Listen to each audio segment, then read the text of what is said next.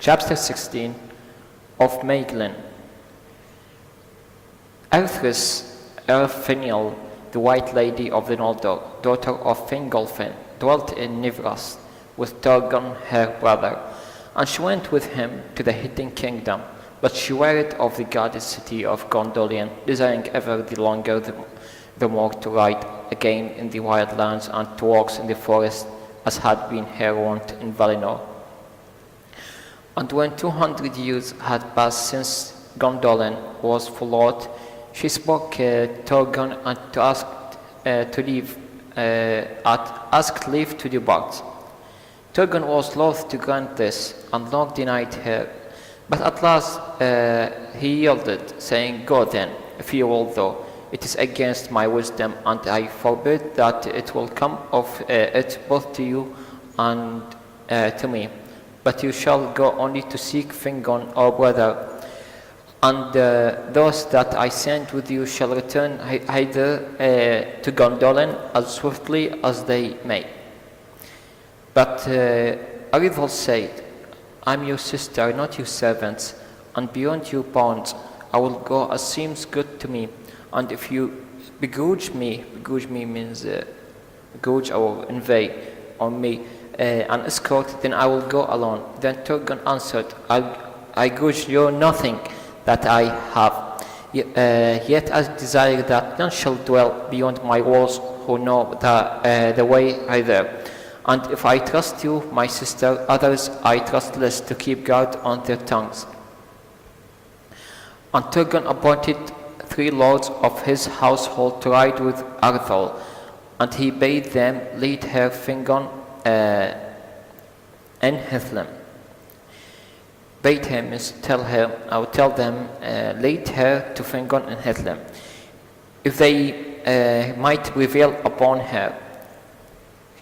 If they might means dominate over her, so she will not go by herself. "And be wary," he said, "for though Morgoth be yet hemmed means surrounding there, or his servants roaming there. In the north there are many perils in Middle-earth, of which the lady knows nothing." Then Arthur departed from Gondolin, and Turgon's heart was heavy at her going. But when she came to the ford Bridgeac in the river Seirin, she said to her companions, "Turn now south and not north, for I will not ride to Hithlum. My heart desires rather to find the sons of Valinor, my friends of old." And since she could not be dissuaded, they turned south as she commanded, and sought admittance to into Doriath. But the march wardens means the guards denied them. For Thingol would suffer none of the Noldor to pass the girdle, as his previous law, or what he said to Finarfin, save his kinsfolk of the house of Finarfin, at least of all those that were friends of the sons of Feanor. Therefore the march warden said to Arithal, "To the land of Celegon, for which you seek, lady, you may by no means pass through the realm of King Thingol. You must ride beyond the girdle of Melian to the south or to the north. The speediest way is by the paths that lead east from the Bridgeac through Dimbar and along the non-march of his kingdom, or this kingdom, until you pass the bridge of Esgaldwin and the fords of Aros, and come to the lands that lie behind the hull of Hemering. There dwell, as we believe, Keligorm and Corofin. It may be that you will find them, but the road is perilous." Then Arithal turned back and sought the dangerous road between the haunted valleys of Ered Korgoroth and the north fences of Doriath. And as they drew near to the evil region of Nan-Dungarthrib, the riders became enmeshed in shadows, and Arthur strayed from her companions and was lost. They sought long for her in vain, fearing that she had been ensnared or had drunk from the poisoned streams of the land. But the fell creatures with the deadly creatures, fell here means, of Ungoliant that dwelt in the ravens, the narrow valleys, were aroused, were awoke and persuade them, and they hardly escaped with their lives. When at last they returned and their tale was told, there was a great sorrow in Gondolin, and Turgon sat long alone, enduring grief and anger in silence. But Ardal, having sought in vain for her companions, rode on, for she was fearless and hardy of heart, as were all the children of Finwë, and she held on her way, and crossing Isgaldwin and Aros, came to the land of Himlat, between Aros and Cilion, where Killigorm and Corofin dwelt in those days, before the breaking of the siege of Angband. And at that time they were for home, riding with the Caranther. They were from home, riding from with the Caranther east in Thargillion. But the people of Killigorm welcomed her and bade her stay among them with honor until their lord's return. Therefore, while she was content and had great joy in wandering free in the woodlands, but as the year lengthened and Killigorm didn't return, she became restless again, means unquiet, and took to riding alone ever further abroad, seeking for new paths and untrodden. Untrodden means never walked or never one past these things. Glades. Glades mean open space in forests, not covered by trees. Thus it chanced in the waning of the year that Ardal came to the south of Himlat and passed over Cilion, and before she was aware she was enmeshed in Elmoth. In that woods, in age past, Melian walked in the twilight of Middle-earth, when the trees were young and enchantment lay upon it still. But now the trees of Nan-Elmoth were the tallest and darkest in all Beleriand, and there the sun never came. And there Owl dwelt, who was named the Dark Elf. Of old he was of the kin of Thingol, but he was restless and ill at ease in Doriath. And when the girdle of Melian was set above the forest of region where he dwelt, he fled thence to Nan-Elmoth. There he lived in deep shadow, loving the night and the twilight under the deep shadow, under the stars.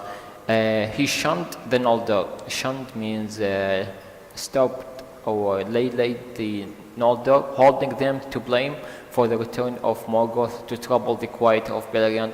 But for the dwarves he had more liking than any other of the elven folk of old. From him the dwarves learned much of what passed in the lands of the Eldar. Now the traffic of the dwarves down from the Blue Mountains followed two roads, across East Beleriand and the northern way, going towards the fords of Aros, past nigh to Nan-Elmoth, and there all would meet the Naugrim and told how to converse with them.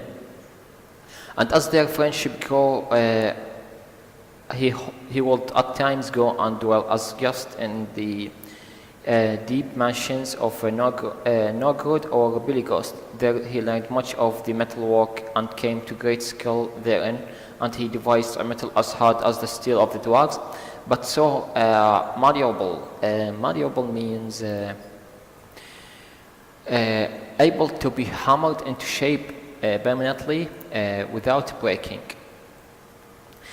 That he could make it thin and supple.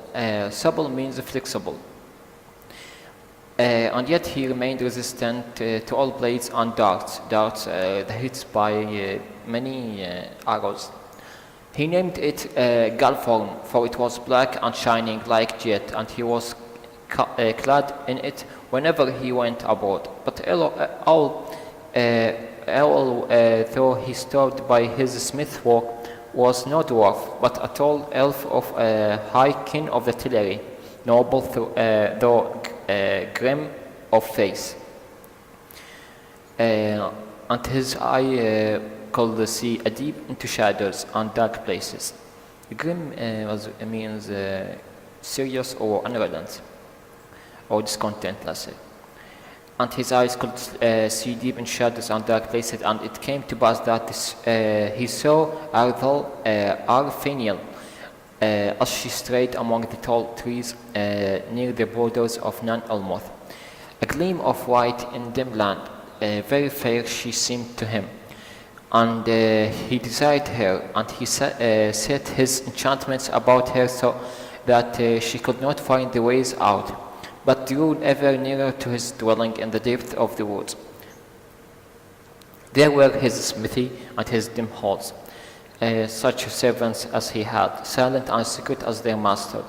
And when Arthur, weary with wandering, came at last to his doors, he revealed himself, and he welcomed her, and he let her in his house, and there she remained, for all took her to wife, so married her.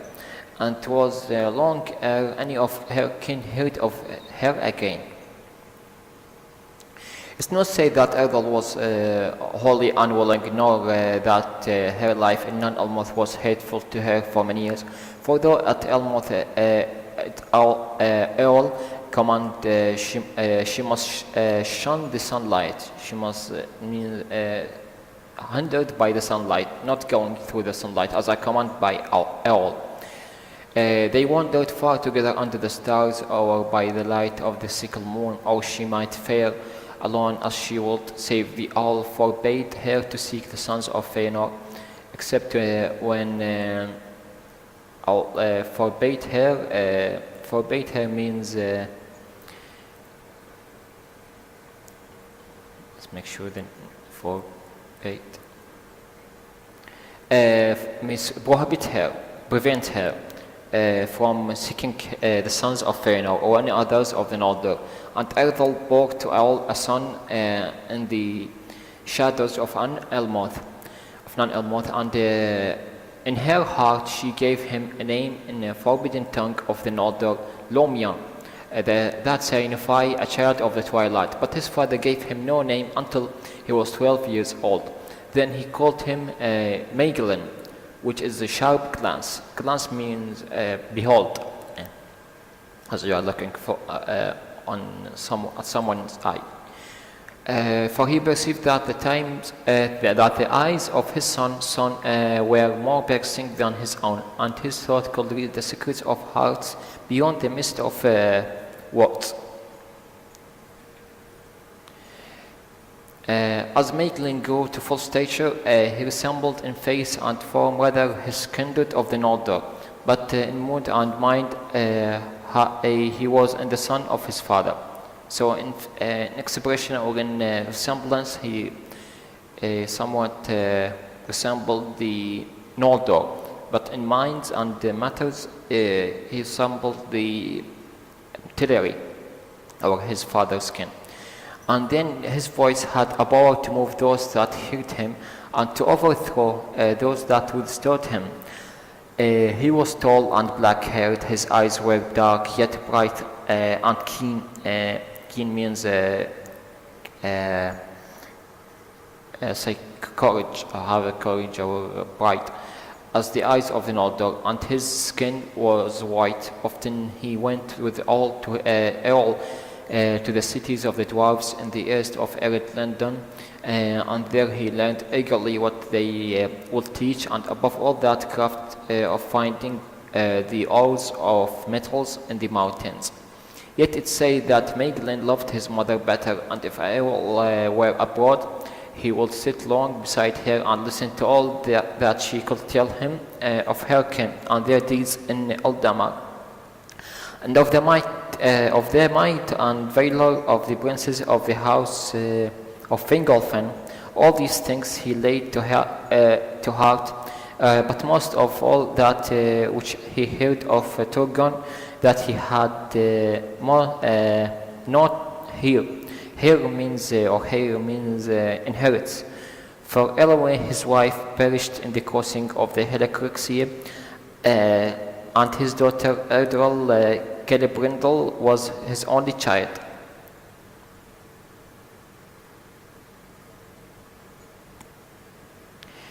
In the telling of these tales, there was awakened in Ardal a desire to see her own kin again, and she marveled marveled means wondered that she had gone weary of the light of Gondolin, and the fountains in the sun, and the green sward of Tumleden. Sward refers to grass under the windy skies of spring. Moreover, she was often alone in the shadows when both her son and her husband were away. So just like when she got in contact with the sun or light, she was weary, even though she wasn't a dark elf, but because she used to be under the shadow. Of these tales also grew the first quarrels of Maeglin and Earl. Quarrels means strife. For by no means dwelt his mother revealed to Maeglin where Tolkien dwelt, or nor by what means one might come. Neither and he bided his time, trusting yet to withhold the secret from her, withhold away to endearment, or let's say flatter, to persuade to say something here. So it was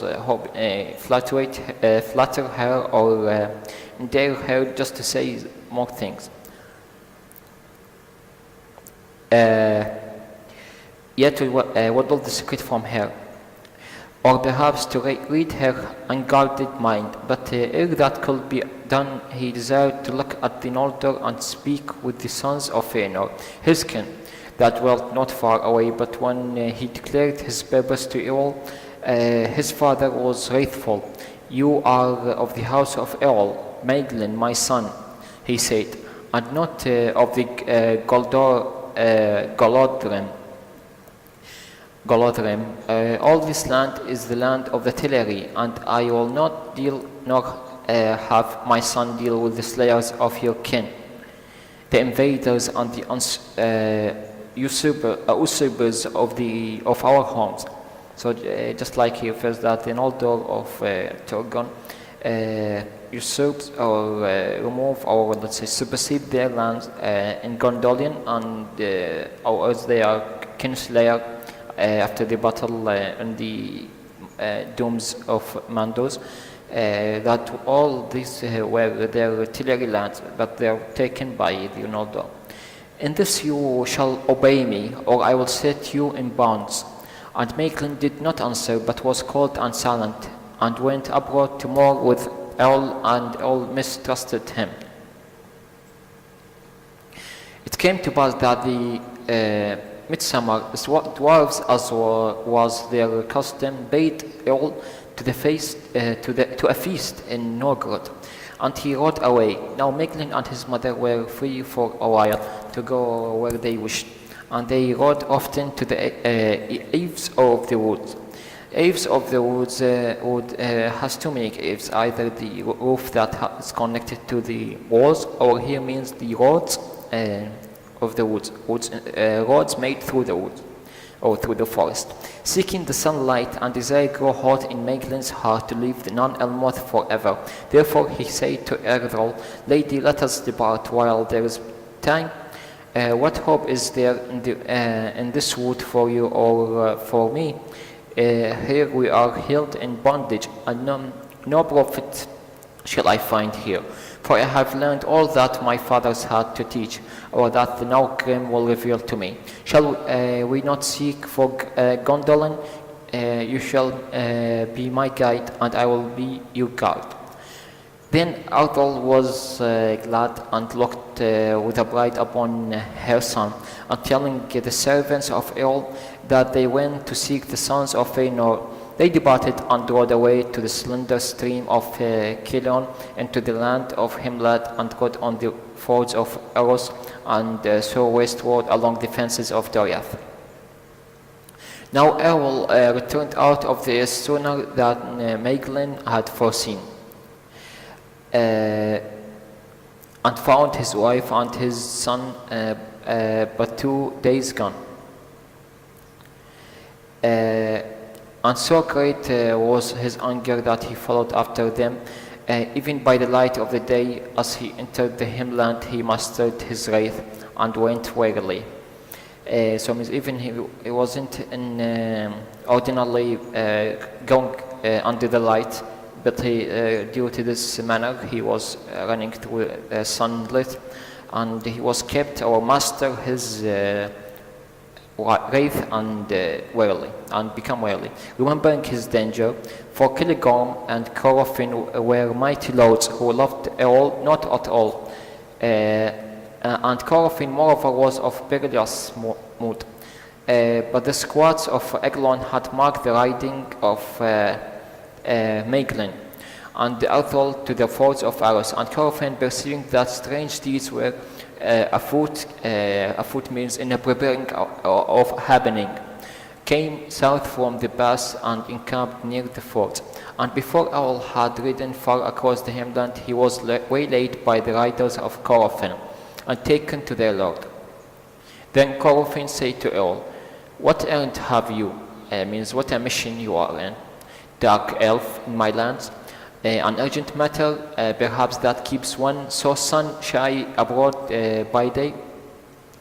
Means that even strange matter that keeps you as a dark elf, shining under the sun, riding under the sunshine or under the light by day. And Owl, knowing his peril, restrained the better words that arose in his mind. "I have learned, Lord Corofin," he said, "that my son and my wife, the White Lady of Gondolin, have ridden to visit you while I was from home, and it seemed to me fitting that I shall join them on this errand, in this mission." Then Corofin laughed at Owl, and he said, "They might have found their welcome here less warm than they hoped. Have you accompanied them? But it's not matter, for that was not their errand. It's not 2 days since they passed over the Arosiak, and thence rode swiftly westward. It seemed that you will deceive me, unless indeed you yourself have been deceived." And Owl answered, "Then Lord, perhaps you will give me leave to go and discover the truth of this matter." "You have my leave, but not my love," said Corofin. "The sooner you depart from my land, the better will it please me." Then Owl mounted his horse, saying, "It's good, Lord Corofin, to find a kinsman thus kindly at need. I will remember it when I return." Then Corofin looked darkly upon Owl. "Do not flaunt the title of your wife before me." Means do not display the title of your wife before me, or the name of your wife, he said. "For those who steal the daughters of the Noldor and wed them without gift or leave do not gain kinship with their kin," because he wed her or married her without the knowledge and without asking the Noldor or giving them a gift or to attend. "By the laws of the Elder, I might not slay you at this time, and this counsel I added, return now to your dwelling in the darkness of Nan Elmoth, for my heart warms me that if you now pursue those who loved you no more, never will you return thither." Then Owl rode off in haste, and he was filled with hatred of all the Noldor, for he perceived now that Maeglin and Athol were fleeing to Gondolin, and driven by anger and the shame of his humiliation, he crossed the fords of Arros and rode hard upon the way that they had gone before. But though they knew not that he followed them, and he had the swiftest steed means swiftest horse, he came never in sight of them until they reached the Wichiak and abandoned their horses. Then by ill fate they were betrayed, for the horses of Maeglin and Athol neighed. Neighed means the voice of horse. Neighed loudly, and all steed heard them and sped toward them. and also from afar the white raiment of Ardal, and marked which way she went, seeking the secret path into the mountains. Now Ardal and Maeglin came to the outer gates of Gondolin and the dark gulf under the mountains, and there she was received with joy, and passing through the 7 gates, as she came with Maeglin to Torgon upon Amon Werth. Then the king listened with wonder to all that Ardal had to tell, until he looked with liking upon Maeglin, his sister's son. And he looked with liking upon Maeglin, his sister's son, seeing in him one worthy to be counted among the princes of the Noldor, because in Maeglin, her son, was in a resemblance resembled the Noldor. That's why he worthy to be accounted among the princes of the Noldor. I rejoice indeed, means I enjoy indeed that Ere Finial has returned to Gondolin, he said, and now more often again shall my city seem than in the days when I deemed her lost, and Maeglin shall have the highest honor in my realm. Then Maeglin bowed low and took Torgon for lord and king to do all his will. But thereafter he stood silent and watchful, for the bliss and splendor of Gondolin surpassed all that he had imagined from the tales of his mother. And he was amazed by the strength of the city and the host of its people, and the many things strange and beautiful that he beheld. Yet to none were his eyes more often drawn to the Idril, the king's daughter, who sat beside him, for she was golden as the vineyard, her mother's kindred, and she seemed to him as the sun from which all the king's hall drew its light. But all following her, Ardal found the dry river and the secret path, and saw creeping in stealth that he came to the guard and was taken and questioned. And when the guard heard that he claimed Ardal as wife, they were amazed and silent as swift, and sent a swift messenger to the city. And he came to the to the king's hall. Lord, he cried, the guard have taken captive one that came by stealth to the dark gate. Earl he names himself, and he is a tall elf, dark and grim, of the kindred of the Sindar. Yet he claims that the lady Ardal as his wife, and demands to be brought before you. His wrath is great, and he is hard to restrain, but we have not slain him as you law commands. Then Ardal said, Elos Owl has followed us, even as I feared, but with a great stealth was it done. For we saw and heard no pursuit as we entered upon the hidden way. Then she said to the messenger, he speaks but the truth. He is ill, and I am his wife, and he is the father of my son. Slay him not, but lead him hither to the king's judgment, if the king's soul.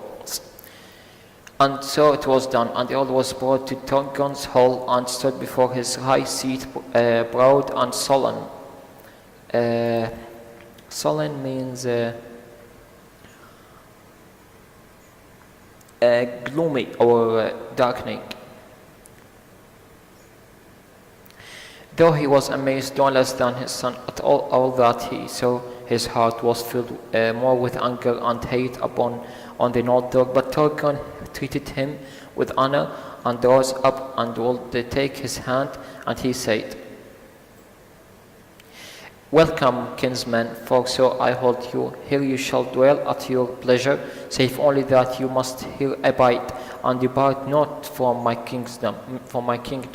For it's my law that none who finds the way either shall depart. But Earl withdrew his hand. I acknowledge not your law, he said. No right have you or any of your kin in this land to seize realms or to set bounds either here or there. This is the land of the Teleri, to which you bring war and all unquiet. dealing ever proudly and justly. I care nothing for your secrets and came not to spy upon you, but to claim my own, my wife and my son. Yet if in Ardral your sister you have some claim, then let her remain. Let the bird go back to the cage, where soon she will sicken again, as she sickened there before. But not so, Maeglin, my son, you shall not withhold me from me. My son, you shall not withhold from me. Come, Maeglin, son of Eorl, your father commands you, leave the house of his enemies and the slayers of his kin, or be accursed. Means refer to his father, means to all the enemies of your father, or the enemies of your slayers of his kin, or be accursed, or be cursed, another mean. But Maeglin answered nothing. Then Turgon sat in a high seat, holding his staff of doom, and in a stern voice, in a stern voice means in a serious and unrelenting voice spoke. I will not debate with you, dark elf, by the swords of the Noldor. I will not debate with you, dark elf, by the swords of the Noldor. Alone are your son less woods defended. Means by the favor of the Noldor sword, your woods were sunless, or the dark woods defended. Your freedom to wander there wild, you owe to my kin, so that you are freedom to wander there around, because so you are owed to my kin. And but for them, long since you would have labored in the thraldom and in the bits of Angband, and without them, or since before they come along, you would just labored or work in as a slavery in the bits of Angband. And here I am a king, and whether you will it or will it not, my doom is law. The choice only is given to you, to abide here or to die here, and also for your son. Then Earl looked in the eyes of King Turgon, and he was not daunted, means not frightened, but stood long without word or movement, while a still silence fell upon the hall. And Erthold was afraid, knowing that he was perilous, means knowing that he was danger or dangerous. Suddenly swift as a serpent means snake. He seized a javelin means a spear, that's like the arrow but thrown by hand, mostly used in the as a competition, that he hid beneath his cloak and cast it at Maeglin, crying. So when he fell down, suddenly, just like a snake attack, he revealed, or he showed the javelin that he was hiding inside his cloak, and cast it through Maeglin, his son, crying, "Then second choice I take, and for my son also, you shall not hold what is mine." Means the second choice, he want his son to be dead, so that he will not take his son. But Erthold sprang before the throwing hits, and it smote her in the shoulder. The javelin struck her in her shoulder, and Eorl was overborne by many and set in bonds. Overborne means lifted by many, or grappled by many and set it in bonds and led away, while others tended Ardral, taking care of Ardral. But Maeglin, looking upon his father, was silent. It was appointed that Eorl should be brought on the next day to the king's judgment, and Idral moved Turgon to mercy. But in the evening, Ardral sickened, though the wound had seemed little, and she fell into the darkness, and in the night she died. Ardral died. For the point of the javelin was poisoned, though none knew it until too late, because even it hit the spear, or the javelin hit her in the shoulder. It was unmortal wound, but she died because of the poison at the head of the javelin that no one noticed until it's too late. Therefore, when Eol was brought before Turgon, he found no mercy, and they led him forth to the Cragdor, a precipice, as we said, is steep or cliff, with a black rock upon the north side of the Gondolin, there to cast him down from the sheer walls of the city. And Maeglin stood by and said nothing, but at the last all cried out, "So you forsake your father and his kin, ill-gotten son. Here shall you fail of all your hopes, and here may you yet die the same death as I." Means you forsake or you abandon your father and his kindred or kin, ill-gotten your son. Means just like you become ill or diseased. Here shall you fail, here you fail all of your hopes, and here you may be die, and you'll be die just like the way I will die. Then they cast Eol over the Cragdor, and so he died. And to all the Gondolin it seemed just, but Edril was troubled, and from that day she mistrusted her kinsmen. But Maeglin prospered and grew great among the Goldondrim, praised by all and high in the favor of Turgon, for he will learn eagerly and swiftly all that he might.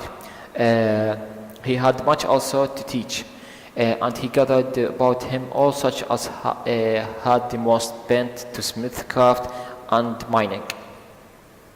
And he sought in the Akariath, which are the encircling mountains, and found rich loads of the ore, of ore, diverse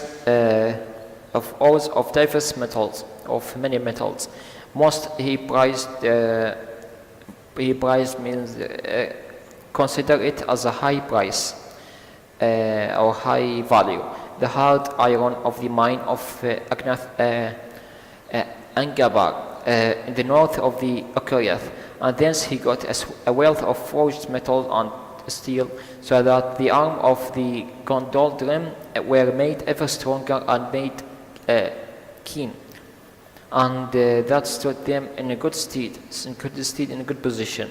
In the days that to come, wise in counsel was Maeglin, and wary, and yet hardly and valiant need, and that was seen in after days. For when in the dread year of the Nernath Arnodiat, Turgon opened his leaguer and marched forth to the help of Fingon in the north. Maeglin will not remain in Gondolin as a regent, or as a regent. Will not remain in Gondolin as a regent, means not considered as a follower of the king or the appointed to be king if the first king not there. Just like the representative, a way of representative. He wasn't here, but he go every time the king go with him. But went to the war and fought beside Turgon, and he proved fell and fearless in battle. Fell here means fierce and deadly in battle.